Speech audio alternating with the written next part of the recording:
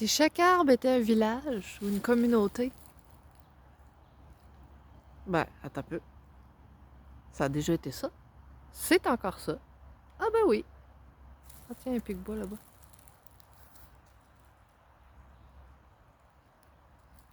Hein, les arbres, avant qu'ils soient coupés, là, t'imagines-tu? Vivre dans ce monde-là, comment les options qu'on avait? On pouvait vivre en bas, on pouvait vivre en haut. Il devait avoir... il devait en avoir des populations, là. Humaines, animales, toutes les sortes. Il devait en avoir. Imagine quand tout ça ici autour de moi, là, c'était le cosmos. Une forêt d'arbres. Puis que là, après les avoir coupés, là, les trous de lumière que ça a laissé en haut, on a appelé ça des planètes, des étoiles. On a appelé ça Mars, puis Vénus, puis tout ça, en fait, parce que on veut peut-être oublier que c'était ici, tout ça. Ici, à Terre. Toutes les planètes successives, là, tant qu'à moi, c'est d'autres arbres, OK? Il y a certains arbres, puis il y a d'autres arbres qui sont, tu sais, d'autres planètes. Ah, hein? Tu pensais pas que j'allais te parler de quelque chose aussi fou, hein? Hein? C'est voilà. Mes yeux me jouent des tours.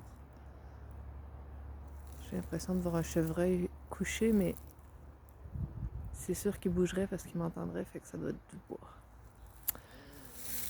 Donc, imagine une forêt habitée qui était notre monde.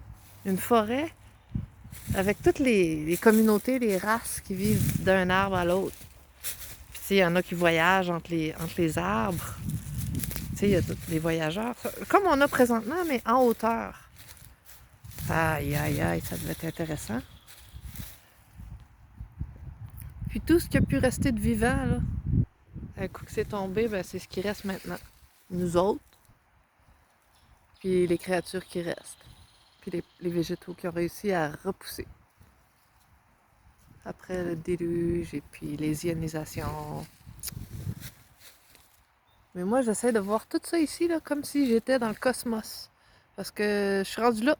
Je suis rendue à penser qu'il n'y a pas de limite à la grandeur des arbres qu'il y a eu ici. Puis que ça montait jusqu'au ciel. Le ciel qui était la limite de notre monde. Maintenant, il est comme plus plat, notre monde, parce qu'il était plus haut avant grâce aux arbres, mais le dôme a descendu. Je sais pas si c'est l'œuf ou la poule, là. Qu'est-ce qui a fait descendre quoi en premier, là? Mais ils disent que Lion, le Seigneur, a fait chuter les grands arbres, alors. J'imagine que ça a causé un déluge, mais je sais pas trop qu'est-ce qui est arrivé. Il y a beaucoup de crottes de chevreuil ici. Attends, je vais te montrer. Tiens, hop, il y a de l'ombre. Tiens, des belles crottes de chevreuil. C'est ça, ben, c'est un arbre canté. Ben oui, il y a beaucoup d'arbres cantés dans une forêt, hein, dans un bois. C'est ça, les cantons. Ça fait des bosses, t'imagines, pour les petites souris. Ça, c'est une montagne. Tu passes par-dessus ça, là. C'est une petite souris, là, ça, là. Hey! Ben, nous autres, on est le peuple des souris. On est grands comme des souris. Puis partout à terre, il y a des mâts gestés. Ben, pas ceux-là, sont pas gestés parce que, ben, peut-être. Parce que gestés, c'est plus suite à l'ionisation. Ils tombent en gestation, tu sais. Sous la roche, il y a encore de la vie possible. C'est à partir de ça que ça pousse.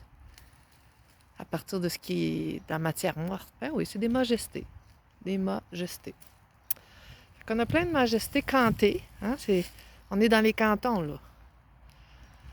Puis d'ailleurs, en Chine, les cantonais, ça a un lien à ça aussi. Parce que le français était la genre de langue celte partout avant, d'après moi. Ben, avant, je sais pas quand, mais c'est avec le français que je décode les cartes, les maps, les mots. Fait que...